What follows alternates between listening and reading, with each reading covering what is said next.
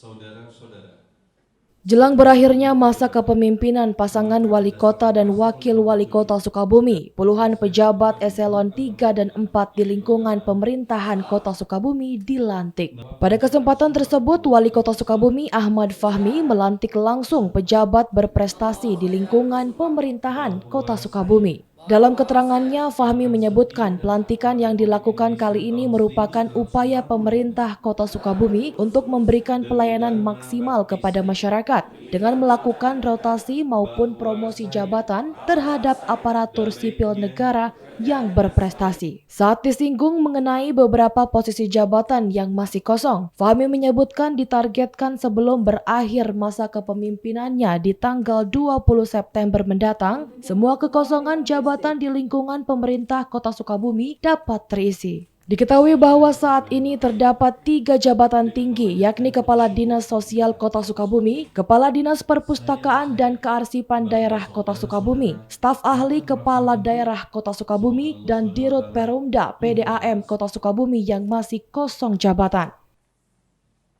Hari ini kami melakukan pelantikan dan pengukuhan kepada 58 orang pejabat, baik eselon 3, eselon 4, maupun ada beberapa jabatan fungsional, di antaranya ada lurah juga yang kami lakukan pelantikannya.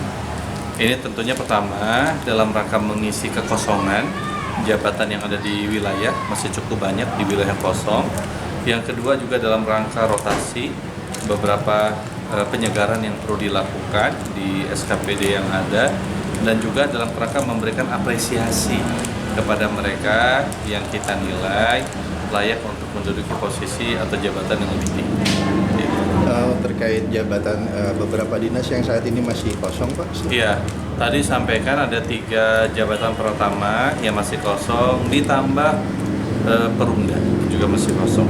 Nah, saya harapkan mudah-mudahan dalam waktu dekat Pak Sekda selaku ketua tim mampu untuk menyelesaikan tugas ini, sehingga kita bisa melakukan pelantikan atau pengukuhan kembali. Ditargetkan sebelum berakhir masa jabatan? Ya, tentunya yang kami targetkan sebelum masa jabatan berakhir, sebelum tanggal 20 September mendatang. Dari Kota Sukabumi, Sofwan Zulfikar dan tim liputan MGS TV melaporkan.